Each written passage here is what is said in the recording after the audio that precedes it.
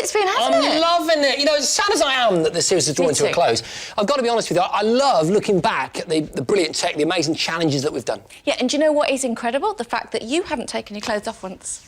I can easily be rectified. Right, OK, let's move on. First of all, let's have a look at my favourite bits from the last 20 shows. For all your hard work. No.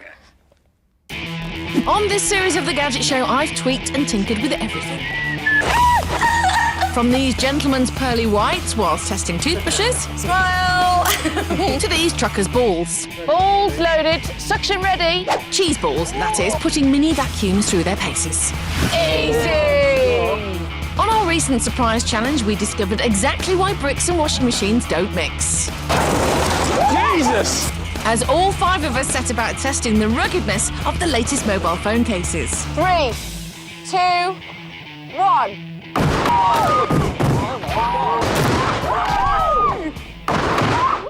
But by far, my favourite challenge of the series was quite literally literary. Our challenge is to take a 19th century book and give it a digital makeover. Now, I've chosen Jules Verne's Around the World in 80 Days. Nice. What have you got? An unmitigated classic, Dracula. Oh, yeah. Sexy. Hey, let's just hope your adaptation doesn't suck. Very fun. Now, we both had a good idea of what form our digital novels would take. I wanted mine to be a kick-ass interactive webcomic. It's incredible. And I wanted to maintain the feel of a proper book, but enhance it as an interactive app. Oh, that sounds so simple. But neither of us could go it alone. We both needed to recruit some help. Ortis didn't know it, but I'd already engaged my own experts, designers Pentacore. Right, guys, I want you to help me to create an app from this book.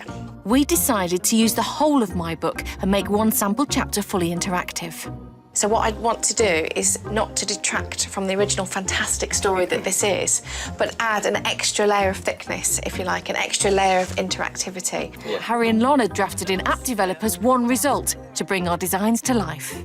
We can integrate with Google Maps for the locations, can add another great layer to the app. Meanwhile, my help had come in the form of Matt Gibson, inventor of online motion comic Dead on Arrival. I originally created Dead on Arrival quite a few years ago, so to do something now we could obviously do a lot more, make it a lot more creative, and really take the web to the edge of its limits. Excellent. So we created our motion comic, which we made interactive using QR barcodes. Scanning the code with a smartphone would activate an image of a cross, which I held to the webcam to fight my nemesis. And you've got 60 seconds 60 now seconds? To stop Dracula, basically. OK, so now I've got to show this cross to the webcam. There it is! My cross is there! Yes! Back, you fiend! As our day of literary judgment drew nearer, our teams were working flat out to get our adaptations finished. I love that. Really, really good. And judging our efforts would be a powerhouse of literature, Ian Banks, the acclaimed author of 26 books, selling millions of copies worldwide. And I was up first. Hello, Ian. Very nice to meet you. Good to see you. Thank you for coming in today. Ian opened the app, and I took up my position to guide him through the giant version. Straight away, Ian was impressed with our 19th century design features. Oh, that's clever, yeah. But it was the elements of the story linked to maps that really intrigued him. It really adds to the experience. But I think because it's not something that's compulsory, as it were, it's something you can go to if you want to. It's nice to know that it's there. Fascinating idea. Thank you. This looks really cool. With Suzi's presentation looking discouragingly good, it was over to me.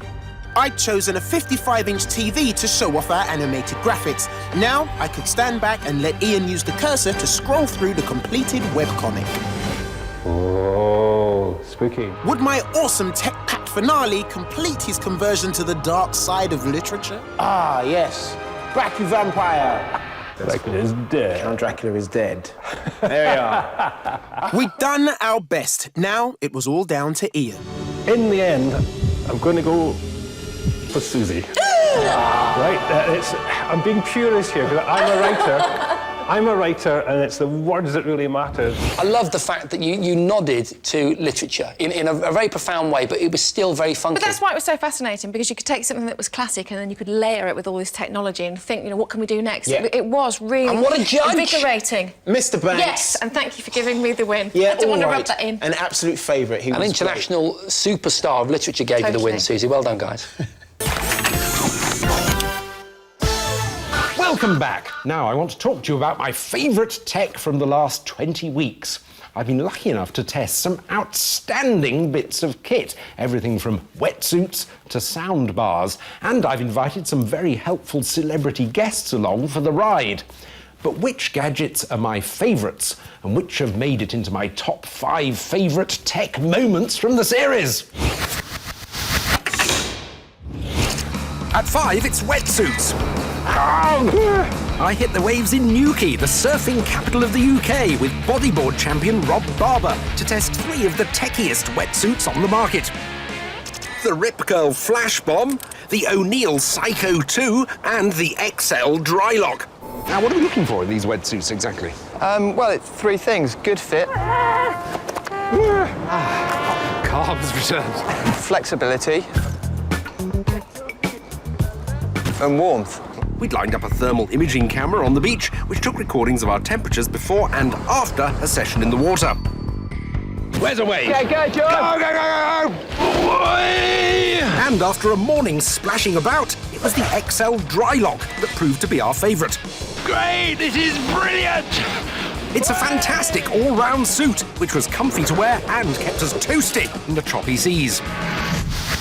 And number 4, it's console home fitness games. I enlisted the help of Busted star Matt Willis to test the latest fitness games from each of the 3 main consoles: the Wii, the PlayStation 3, and the Xbox 360. I think we're ready for this, John. How do you feel? Not in the least bit ready. You got a hot? Zumba! And after a few hours of getting our sweat on, That was really, really hard.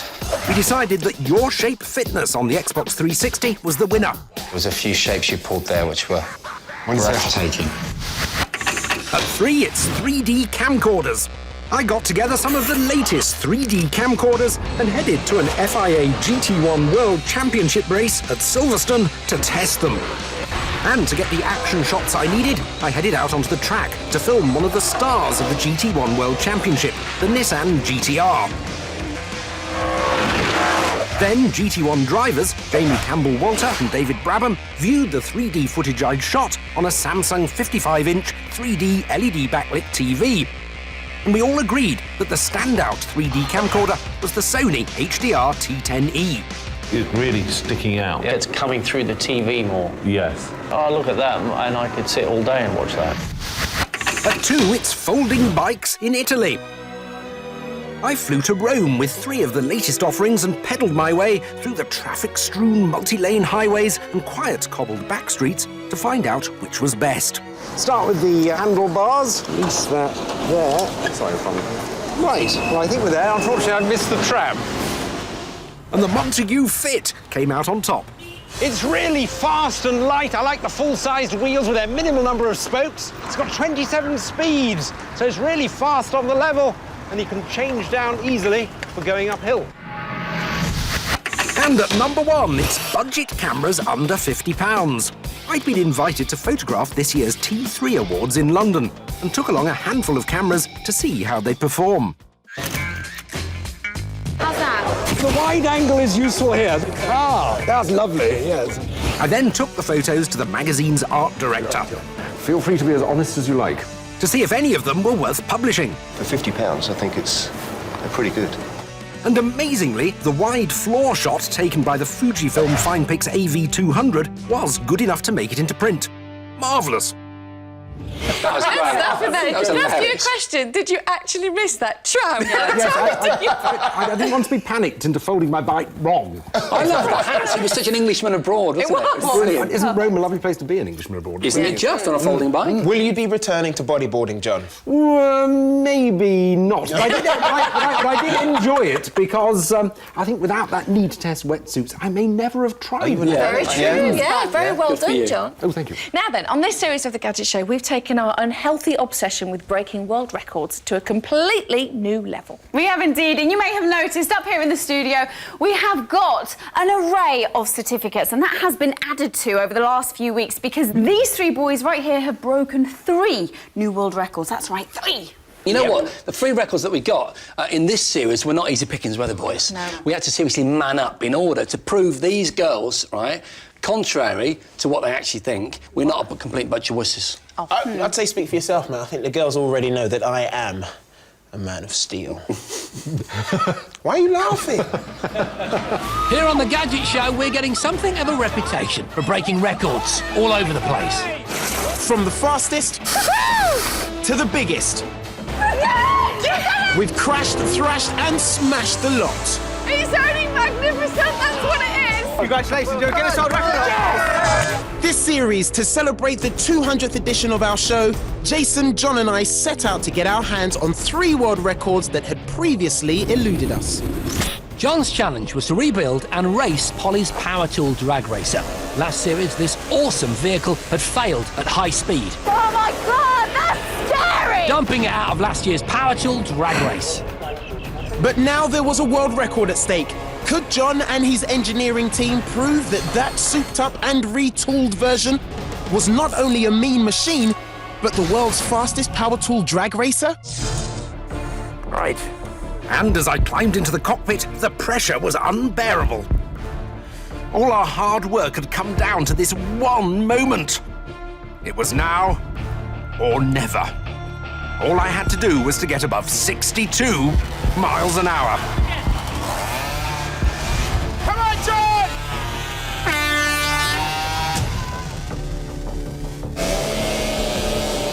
To the relief of everyone, I shot off the line without any problems. But could I produce the faultless drive required to secure a world record? This is the one. This is the one. And that's first gear.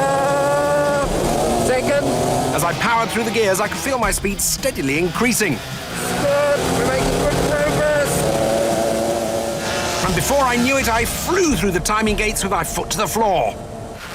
That's certainly top speed. I can't get any quicker. I knew it was a fast run, but had I achieved the 62 miles an hour speed I required to enter the record books? Yes, I had, with a splendid top speed of 72.74 miles an hour. All our hard work had paid off, and I was a world record holder. Last series, I got to ride a bike propelled by supercharged electrical duct fans, EDFs, to victory against pro cyclist Ben Swift.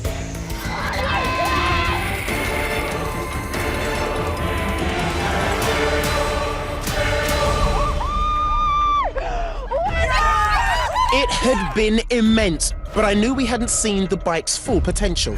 So, for the 200th show, I wanted to get back in the saddle and attempt to get the record for world's fastest bike powered by EDFs. Now, here goes. I made a positive start, and within seconds, I was ready to trigger the fan engines. I held down my finger, and rapidly my speed began to increase. To my delight, there was no sign of any wobble, which encouraged me to keep on the accelerator. Come on out. Come on out. You can do it.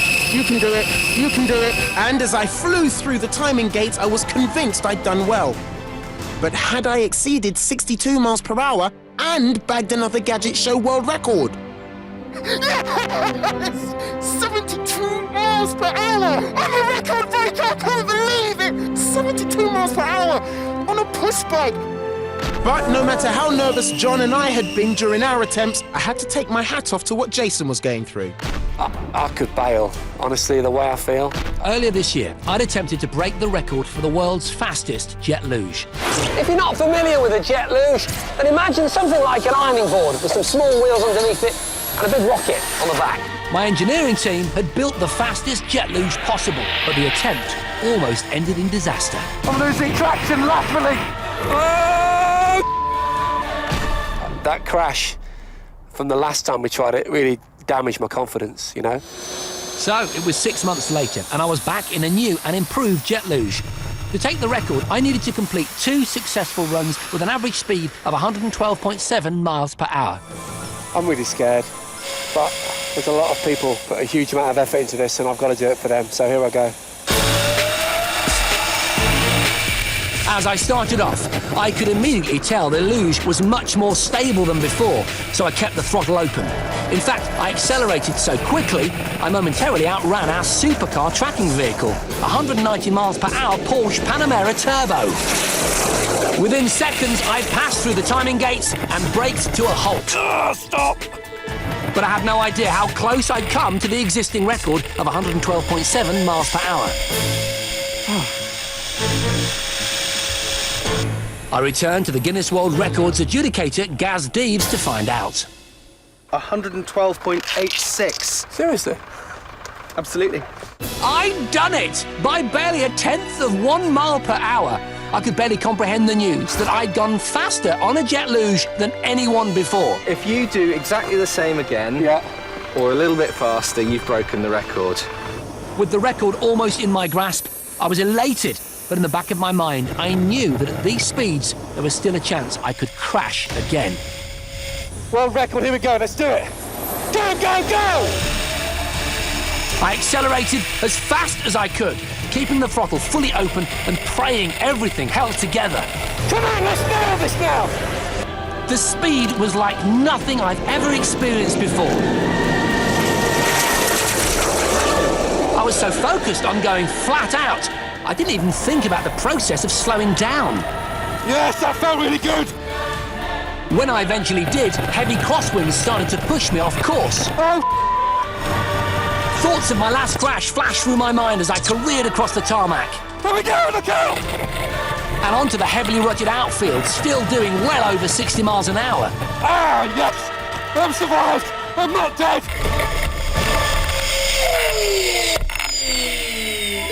The engines were now wrecked. And bits of me weren't so healthy either. It was clear my record attempt was over. So just one question remained unanswered. Hi, man. Had I done enough? Hi. Your first run was 1.982 seconds for 112 miles per hour. Yeah. Your second was 1.183 for 118.79. This is looking good. Giving you a final speed of 115.83 miles per hour. It's a world record! Congratulations, you're Guinness World Record! Yay! Well done, boys! We did it! Oh. Do you know what? I'd forgotten just how terrifying they were and how great the engineering was. Yeah. No, you're right. When you sit this close to the technology, it seems impossible. I mean, it's impossibly complex, isn't it? Yeah. Unique vehicles, aren't they? Boys, would you try it again, but try to go faster? I'd consider it, and no would be my answer. Oh, the nightmares, the thoughts have come back to my head. Go on, Super Tray Boy. So, I mean, it's a real thrill, and that does sort of make you kind of want to try it again, but then, my heart says yes, and then my head says, so who said that? Yeah. How can you get to speak for us? Welcome back to this show where we're revealing our best bits of this series. Over the last 20 weeks, I've been lucky enough to travel the world testing the latest and best tech-filled transport. But what have been my standout moments? What really got my adrenaline going and what knocked my socks off? Well, just for you, here are my favourite transport moments. Enjoy. On my recent trip to the USA, I made it my mission to seek out the fastest and most ingenious modes of transport on the planet. My first stop was Rockford, Illinois, and my chance to ride a vehicle that wasn't just designed to run on land or water or even the air. It was designed to do all three. And there it was, the machine I'd come 4,000 miles to see, the Hoverwing. That is just far too cool for words.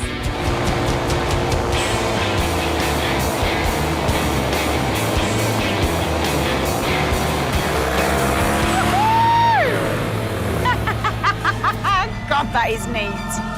Now, these vehicles need a full 2 weeks of training to fly, so Hoverwing pilot Bill Zhang took me out for a spin on the lake instead. So I settled back as the 250 horsepower Chevrolet V8 engine powered up. And before I knew it, we were up, and away. When an aircraft gets very close to the ground, it ends up riding on a cushion of air that's squeezed between the wings and the ground. It's this effect that the Hoverwing makes use of, and the reason it doesn't need long wings like a conventional aircraft. You can buy a Hoverwing for around $25,000. This particular one, however, costs nearer to $90,000. It's an absolute beast! Next, to Hurst, Texas, and my chance to take a spin in a tank-like vehicle that can go, well, wherever it wants to. This feels brilliant! Meet the Fast Track, An all-terrain vehicle that runs on caterpillar tracks and is capable of speeds of up to 65 miles per hour. This isn't the smoothest ride I've had, but it's definitely the funnest. But you've not seen the half of it yet. Because this vehicle is amphibious. The tracks that propel it along the ground do the same in the water. But instead of ploughing through the water like a tank, the fast track skates over it at speeds of up to 39 miles per hour. That's proper speedboat pace. Wow! Last but certainly not least, I flew to Key West, Florida to get to grips with a bit of personal transport that was every tech lover's dream. My very own water-powered jetpack, the Jetlev Flyer, and I was about to get my chance to strap it on and take to the skies.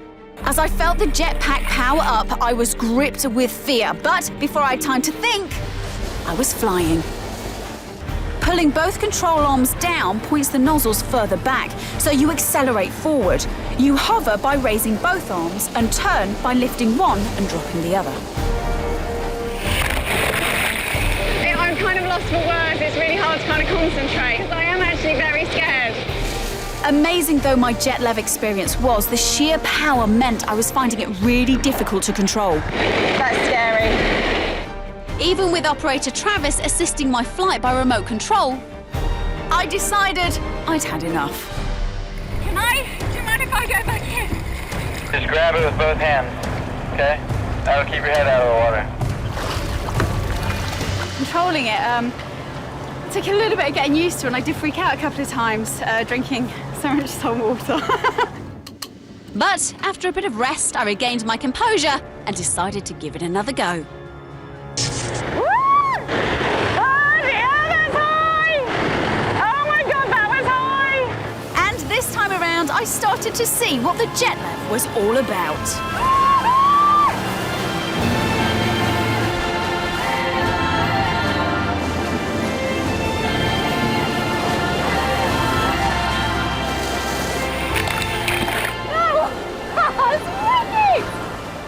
You gotta love that Jetlev. Yeah. Oh, it was great, and it's commercially available. If you pop to somewhere like Key West, you can actually have a go on it. It takes you out for about 2 hours. Oh, it's a lot of fun. To Key West. Yes, please. I keep meeting people who actually want to go on a Jetlev, so it's brilliant that they are so available. Yes. Marvellous. Well, now it's come to that important part of the series where I reveal who's won the most challenges. I have here the coveted Gadget Show Challenge Cup, which has already been engraved lovingly and proudly with the winning name. Okay. But the question is, who is that person who's going to lift the cup this series? Yeah, well, don't keep us in suspense, John. Well, I can reveal that in third place is Suzi. Oh, well with done, 5 Suze. challenge wins, well done. Nice. Congratulations. In second place, it's Jason. With 6 challenge wins. Thank you. Also well done, but now, drum roll, because in first place with 7 challenge wins, it's Ortis. Yes! Oh, thank you very much. It feels so good to reign over the 4 of you. Well, as you're the reigning challenge champion, could you please tell us your best bit from the series? Well, it's funny you should ask me that, actually, because this next film will answer that question. Yeah, baby. This series of The Gadget Show has seen me take on bigger and better challenges than ever before. Big cars, big experiences, yeah, and big women. I said it. I hit the skies in a bulldog plane trying to find the best tech-fueled day out that I could. It's amazing! Holly and I went head-to-head in a challenge that saw us hit the sweltering streets of Morocco to test the latest video tech. I got it! And see who could make the best tourism film for the Moroccan Tourist Board. Ortis. I won. I got my hands dirty, both as a gadget valet testing techie cleaning equipment. Go, Abby, with the rinsing ting! Do you want cheese on that? And a festival foodie, trying out the latest cooking gadgets. Otis, man, beautiful burger. I love you too, big man. But nothing could beat my trip to Guernsey with Jason, as I took him on in 3 amazing radio control races. Things started well when I began racing my Baja 5 RC car. Go! Around a rugged off-road course, but then disaster struck. Oh, no! Oh, no! Run! Run like you've never run before! Run like this! Ah! Really quick! It was at this point things went from bad to worse. Much to Jason's amusement. Get out of the way! He's taking out the camera tripod! And things didn't get any better when I showed off my RC piloting skills.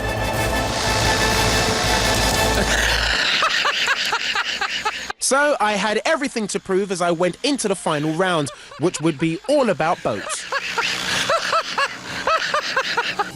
For this challenge, we were going to be taken to the middle of the English Channel to race our boats to Herm, a tranquil island a few miles off the coast of Guernsey. We'd both been provided with a rib from which we'd control our RC boats. Before long, we'd reached the start, about 1.5 miles from Herm. The winner would be the first one to get his boat into the harbour, which seemed a very long way off. It was the stability of Otis's Venom King of Shaves against the speed of my Traxxas Spartan. Are you ready, baby? 3, 2, 1, go!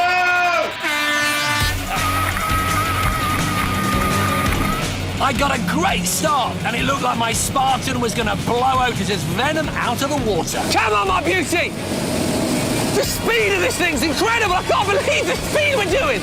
I was worried I'd made the wrong decision, opting for stability over speed. Come on! Come on! To my relief, though, the choppy waters forced Jason to go easy so he didn't flip the Spartan. With its twin hull, the Venom more than coped with the rough conditions and even sneaked into the lead. You can do it, bad boy! Come on! But as we left the rough open waters behind and neared the relative shelter of the island, Jason started gaining on me. There was nothing between us as we neared halfway, but I could sense that Jason was itching to push this Spartan. Get ready to feel the speed, baby! Let's do it, let's go! The stability of the Venom had kept me in the race so far. Yes, baby! That's what I'm talking about! But on the flatter waters, it was definitely advantage Jason. Come on! And I could only watch as he disappeared into the distance. Let's do it! But with the finish line in sight... No, get to the boat! Get to the boat, quick! Disaster! Can't believe it, man! With my boat upside down and in real danger of sinking, I had no choice but to rescue her and hope I could cling on to my lead. Jason's struggles meant I was definitely back in the race. Come on, it's in the bag. Come on. I was taking nothing for granted, but I was gaining on him with every second. Come on! It seemed to take forever before I was ready to go again, and I could sense Otis getting closer. I couldn't believe it. With the finish line in sight, I cruised into the lead. This is brilliant! Surely nothing could stop me now. Yes! Yes! Come on, my beauty! Let's go! Go, go, go, go, go! He's back on! It's too late! It's too late! There was nothing I could do but watch Otis take the win.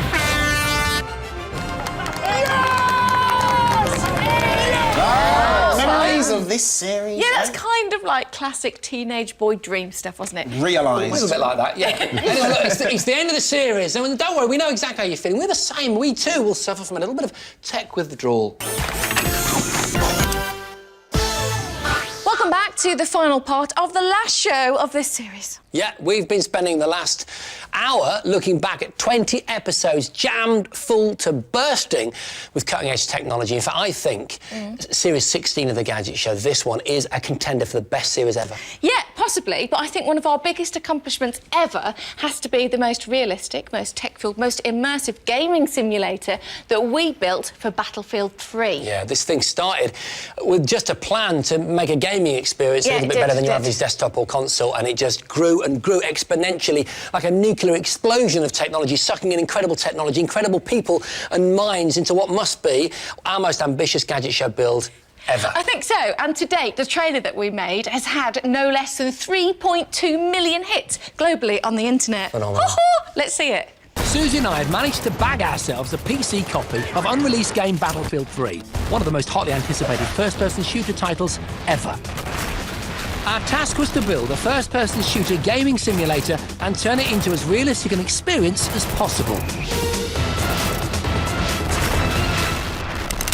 First on the agenda for me was the location. I'm convinced that the optimum total immersion gaming experience can be achieved by placing the gamer inside this imposing self-contained igloo dome. Standing 4 metres high and 9 metres wide, the Igloo Vision Dome uses 5 HD projectors to produce 360-degree wrap-around imagery. But if our simulator was to be truly immersive, I'd need to find ways to play the game without the need for a controller. I found a video of a roller-driven omnidirectional treadmill that seems to enable you to walk in any direction at any speed. I contacted its designer, Daniel Johansson, to ask if the treadmill could be used to control a virtual character. Do you think that your technology can deliver that? Well, Jason, I think our treadmill would be perfect for your simulator. Daniel explained that 10 overhead infrared tracking cameras would monitor the real-time position of our game player on the treadmill, and that this data could then be used to control the directional movements of the Battlefield 3 character. Crucially, we also needed a gun, and I'd gone for the App Blaster, a peripheral normally used to enhance mobile shooting games, and an iPhone running an app called Mobile Mouse. This app would act as a wireless substitute for the mouse you'd normally use to control the game. And the gun's triggers would replace the mouse clicks, allowing me to feel like I was in the thick of the action.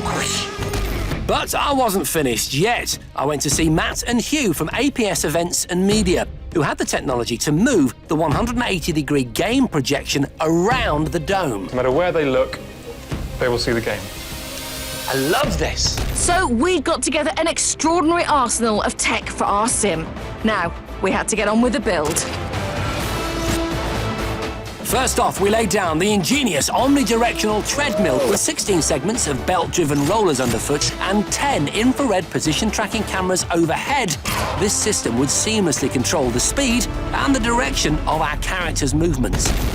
Then it was time to bring in something that would deliver a whole new level of realism to our simulator. 4 ferocious paintball turrets, all programmed to shoot the player in sync with the enemies in the game. We've got 12, which will fire up to 15 balls per second at the gamer. Honestly, I can't tell you how amazing this is. Our unique creation was finally complete. But would it actually work? Thanks to my knowledge of the game, I'd be the one going into the simulator. And while I kitted up for battle, Suzi made a final check of all our computer systems. Good luck. Okay. Oh, wow. Now come with me to my control centre. This is what I'm going to be seeing, these 3 monitors. So right here, we've got real live feed of Jason, and then here I've got the game, which obviously he's going to completely influence. After the camera had detected my body's outline, I was free to pick up my wireless gun and begin the mission. Here we go. As I took my first steps on the treadmill, the sensation of physically navigating myself through the level was mind-blowing. It felt like I was actually in the game. That is insanely realistic. This is so good. But then the enemy spotted me. Suddenly I was thrust into conflict, triggering the paintball guns to fire. Oh, right past my ear. Ow! Oh, he's been shot. Jesus, this is so scary. But as I spun round to retaliate, I noticed a problem. I just can't get it to go down. What's going on? The tracking on my gun was out and wasn't aiming where I wanted, leaving me a sitting duck. Ow, you Ow! Ow! I had no option but to pull Jason out of the firing line. Ow! Stop! Hi. Hi. So that is, without a shadow of a doubt, the most realistic game I've ever experienced. That includes £1 million flight simulators. But my tracking's letting me down just a little bit, and it makes you so angry, because I know I can do it. While Jason cooled off, I worked tirelessly with the team to recalibrate the infrared tracking system for the gun and improve the alignment of the projected image. So hopefully now, the aim should be perfect. On re-entry to the dome, I discovered Suzi was spot on. Look at that, I can scan my environment really easily now, look, as I'm getting used to it. Good. I was now ready to kick some serious virtual ass. Serve someone out! Now it's cooking on gas. Thanks to the 180-degree HD image and the Tannoy surround sound speakers, Jason was completely immersed. It's completely real. So phenomenal was the realism that I actually began talking to my virtual comrades. All right, buddy? Right, let's do it. And I even put out a hand to drag a wounded soldier. It's instinctively pulling my arm out. It's bizarre. As Jason progressed through the level, the freedom of movement offered by the omnidirectional treadmill was extraordinary. This is incredible. Going up these stairs is absolutely amazing.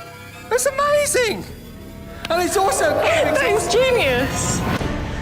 Nearing the end of the level, I was now soaked with sweat and my heart was racing. Oh my God, this is so scary! This is so scary! I genuinely felt like the enemy was stalking me, and the fear induced by the automatic paintball guns was palpable, both mentally and physically. He's genuinely scared in there. He's terrified.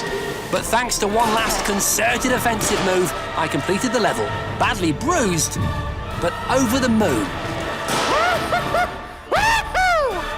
Damn, this is awesome! Awesome!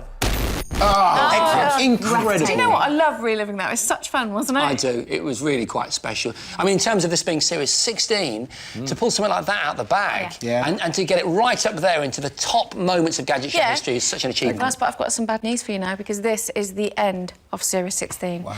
It's all we've got time for. However, we hope that you've enjoyed sharing the fun and enjoyed watching it as much as we've enjoyed making it. Thanks, guys. Happy New Year!